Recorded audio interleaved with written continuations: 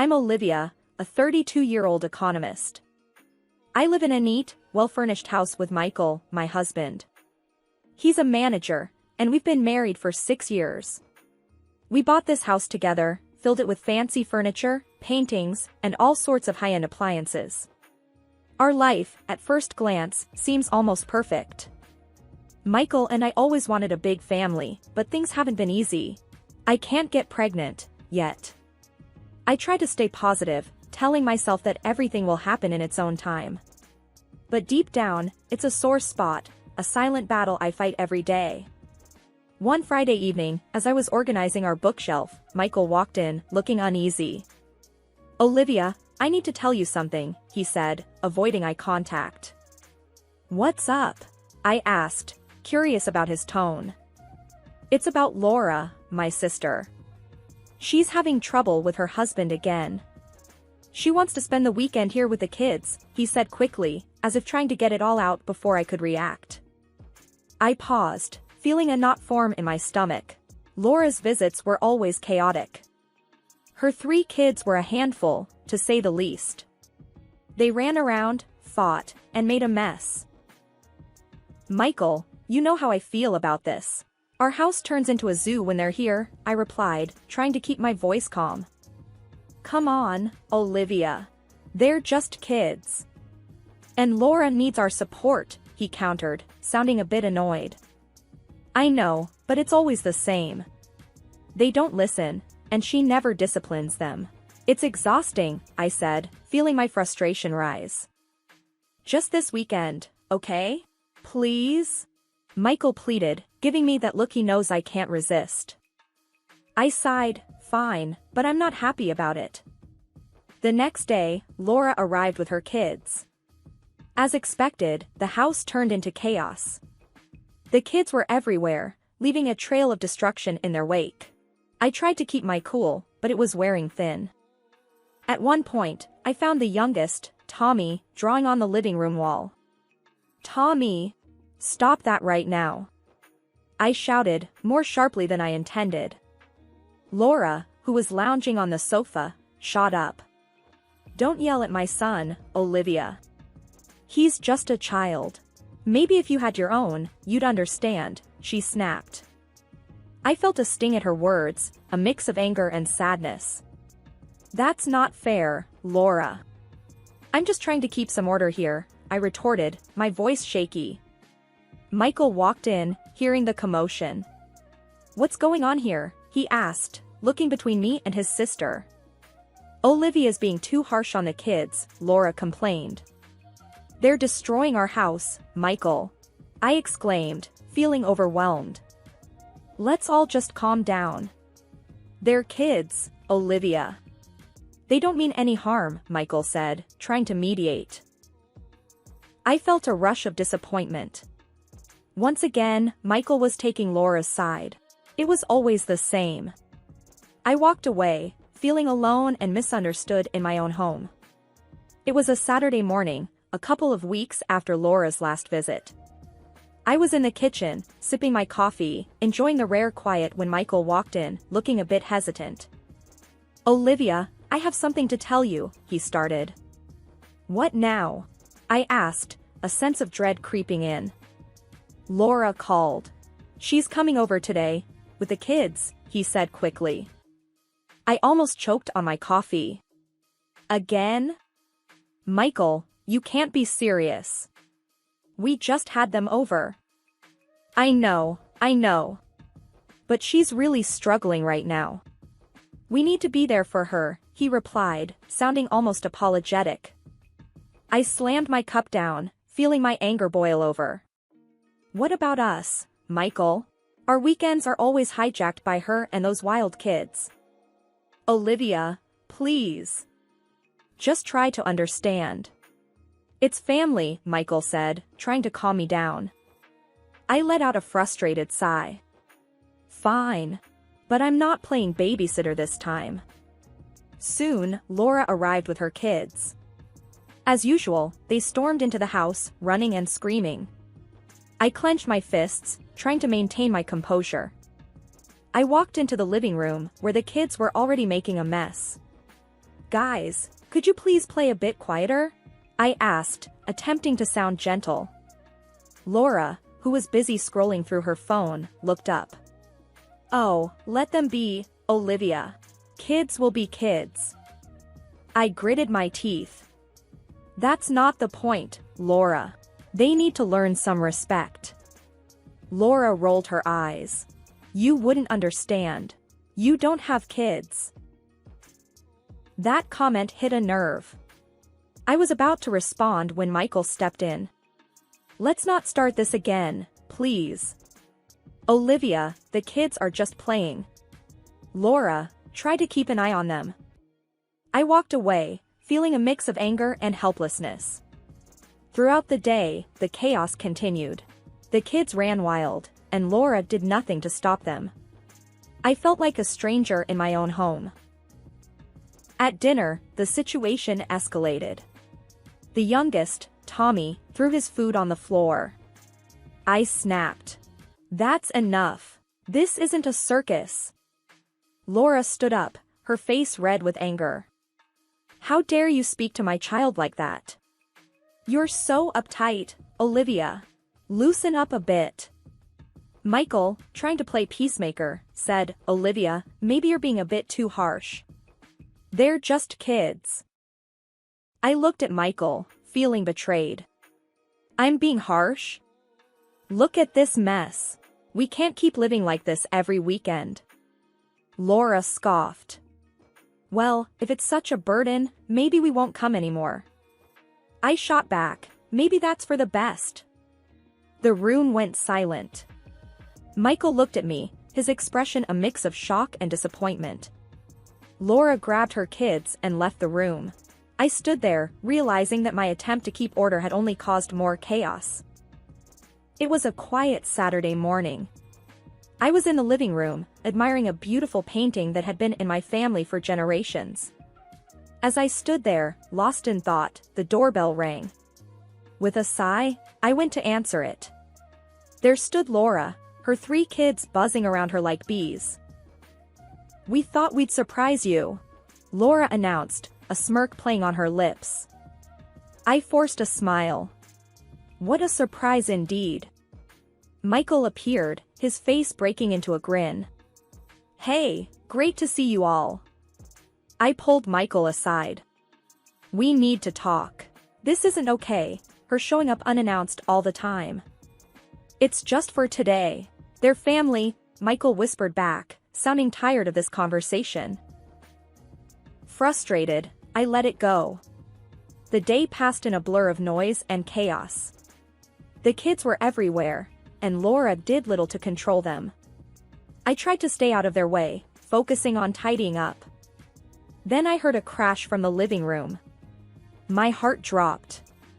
I rushed in to find the painting, my cherished, irreplaceable painting, inherited from my grandfather, on the floor, its frame broken, the canvas torn. What happened? I gasped, my voice trembling with anger. The room fell silent. The kids looked guilty, but Laura just shrugged. Oh, they were just playing, Olivia. It's just a painting. Just a painting? Laura, do you have any idea how much this means to me? I was nearly shouting. Michael hurried in, assessing the situation. Olivia, it's an accident.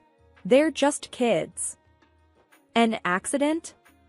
This was an heirloom, Michael. I cried out, feeling a surge of anger and sadness. Laura rolled her eyes. Oh, please. It's not the end of the world. You're overreacting. Overreacting? This is about respect, something you and your kids clearly lack. I shouted, my patience completely shattered. Michael tried to calm things down. Let's just all take a breath. It's not worth fighting over. I couldn't believe what I was hearing. Not worth fighting over? Michael, when will you stand up for what's important to us, for our home? The kids started crying, and Laura glared at me. Look what you've done. You're making a scene over some old painting. That was it, the last straw. I pointed to the door. Get out. Now. I can't take this anymore. Laura's mouth fell open in shock, and Michael's face was a picture of disbelief. You can't kick my family out, Olivia. Michael protested. This is my home too, and I've had enough.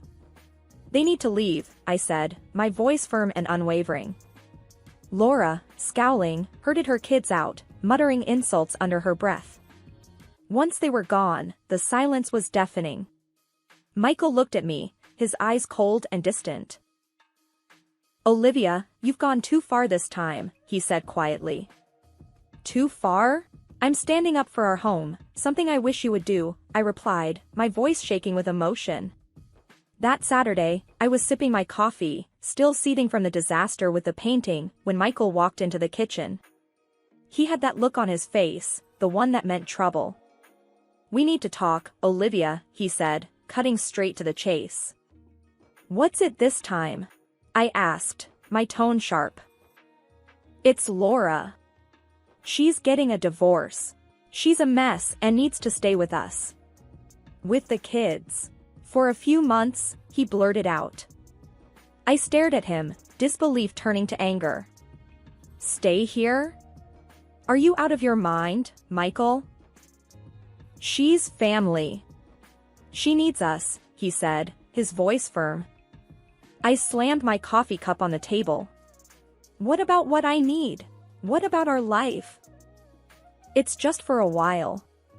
We can't turn our backs on her, Michael insisted.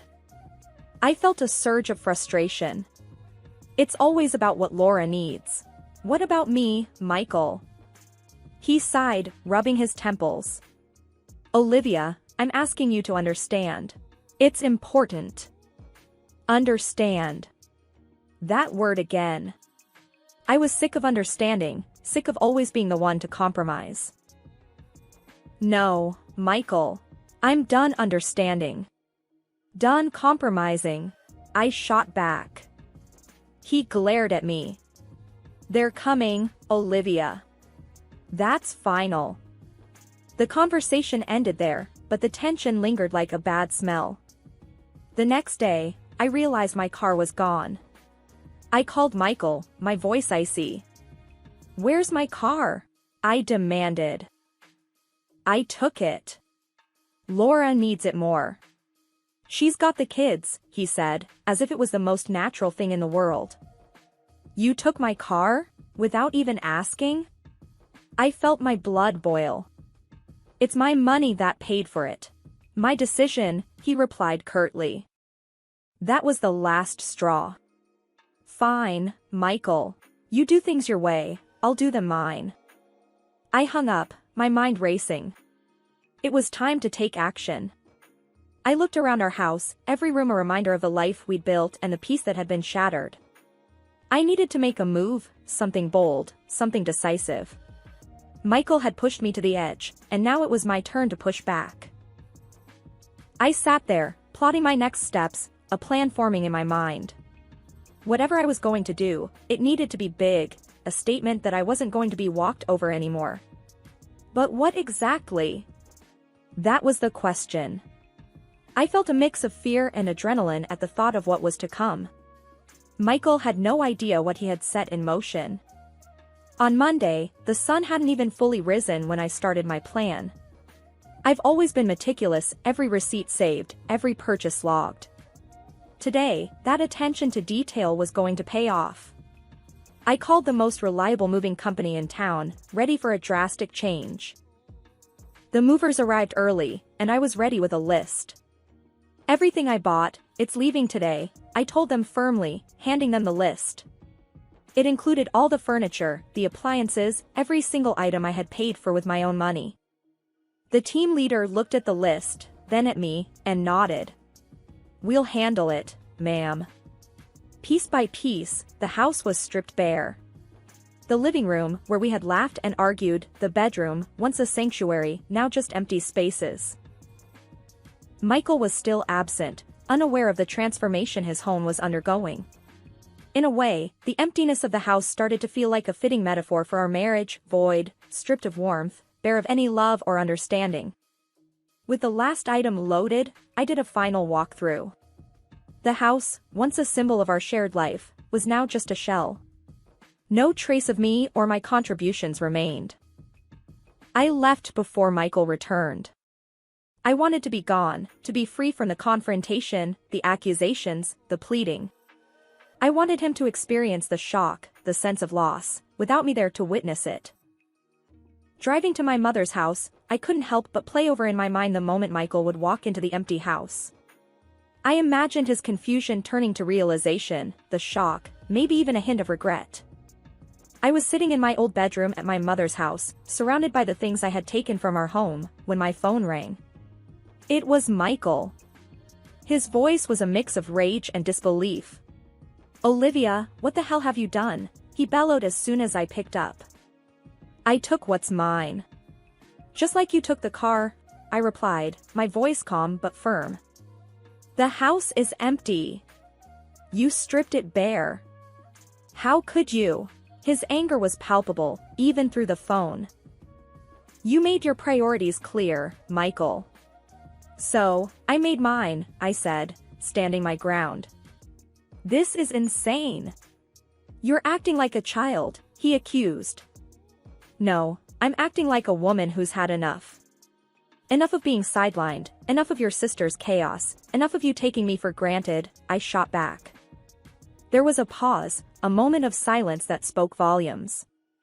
"I'm coming over." "We're settling this now," he said, and hung up. An hour later, Michael was at the door.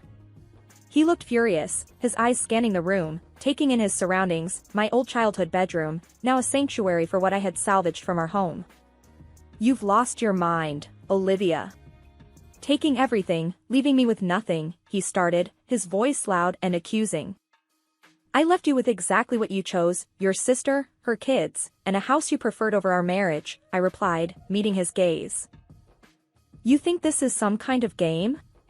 You think you can just take everything and walk away," he said, his voice rising. "It's not a game, Michael. It's my life. And yes, I can walk away. You've shown me exactly where I stand in your life," I said, my voice steady. "This is not the end, Olivia. You can't just end things like this, over some furniture and a car," he said, his voice a mix of anger and something that sounded like desperation. "It ended the moment you chose your sister over your wife. The furniture, the car, that's just stuff. It's the respect and love that's missing, and that's not something you can get back just because you want to," I replied. He looked at me, his anger giving way to a realization, a dawning understanding of the gravity of the situation. "So, what now? You divorce me? Over this? If that's what it takes to show you that I'm serious, then yes," I said, the words tasting bitter but necessary. He looked defeated, beaten down by the weight of his choices and their consequences. "You've made your point, Olivia. It's not about making a point, Michael. It's about making a life I can be happy in. One where I'm respected and valued. And right now, that life doesn't include you," I said, the finality of my words hanging in the air. He left without another word, the door closing softly behind him. I sat there, in the quiet aftermath of our confrontation, knowing that this was a turning point. There was no going back, only forward, into a new, uncertain future, but one that I would navigate on my own terms. A few weeks had passed since the confrontation with Michael. I was sitting at the kitchen table at my mother's house, a stack of divorce papers in front of me. My mother walked in, her expression a mix of concern and support. "Are you sure about this, Olivia?" she asked, sitting down beside me. I looked at her, my resolve clear. "Yes, Mom. I've never been more sure about anything." She sighed, reaching over to squeeze my hand. "He called again. Said he wants to talk, maybe work things out." I shook my head. "There's nothing left to work out. I've made up my mind. You're being really hard, Olivia. Marriage isn't easy. It takes compromise," she said, her voice gentle but firm. "Compromise, yes. But not sacrifice. Not my happiness, not my self-worth, I replied. Just then, my phone rang. It was Michael. I took a deep breath and answered. Olivia, please. Let's not do this. We can fix it, he said, his voice pleading. Michael, it's over. I've moved on. You need to as well, I said, trying to keep my voice steady. I never thought you'd go through with this. Over a few arguments, over some car. He trailed off. It wasn't just arguments or car, Michael. It was about being valued and respected. You made your choices, and now I've made mine, I replied. There was a pause on the line. So, this is it, then, he asked. Yes, this is it, I said, and hung up. I signed the divorce papers, each signature a step towards a new beginning. My mother watched, tears in her eyes, but she didn't say anything more. She understood. In the weeks that followed, I settled into a new routine. The divorce was finalized, and I started to feel like myself again. There were moments of loneliness, of doubt, but they were fleeting. I had chosen a path of self-respect, and with each day, it felt more and more right.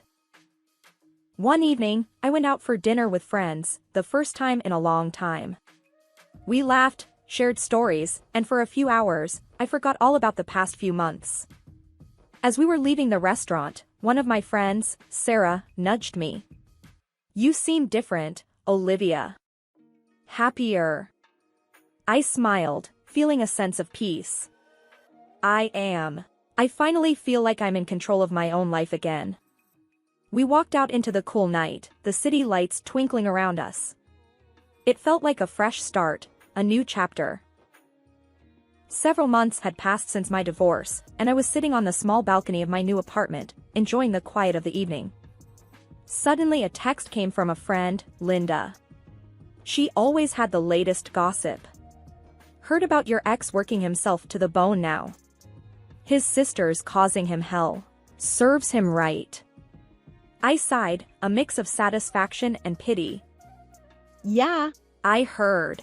He made his bed. Linda was quick to reply. You're better off. He's drowning in debt and drama. I put my phone down, thinking about Michael. Last I heard, he was struggling, working overtime to support Laura and her kids. Their house had become a hotbed of arguments and stress. Part of me felt vindicated, but there was a small part that felt sorry for him. I shook off the feeling. It was his choice, after all. I had moved on, building a life that was mine and mine alone. I had a new job, new friends, and a peace of mind I hadn't felt in years. Later that night, as I lay in bed, I couldn't help but think about how different my life was now. I was independent, making decisions for myself, living without the constant drama that had once consumed me. The next day, I met up with Sarah for coffee. She was always straight to the point. You look good, Olivia. Really good. Not like when you were with what's-his-name. I laughed. Thanks, Sarah. It's been a journey, but I'm in a much better place now. Good for you. You deserve it. After all that crap he put you through, she said, taking a sip of her coffee. I nodded, feeling a sense of accomplishment. I learned a lot. But now, I'm just focused on moving forward. As we chatted, I realized how far I'd come. I was no longer the woman who put up with everything. I was stronger, more confident, and in control of my life. Walking back to my apartment, I felt a sense of optimism. The future was uncertain, but for the first time, that uncertainty excited me. I was ready for whatever came next, ready to face new challenges, and make the most of new opportunities.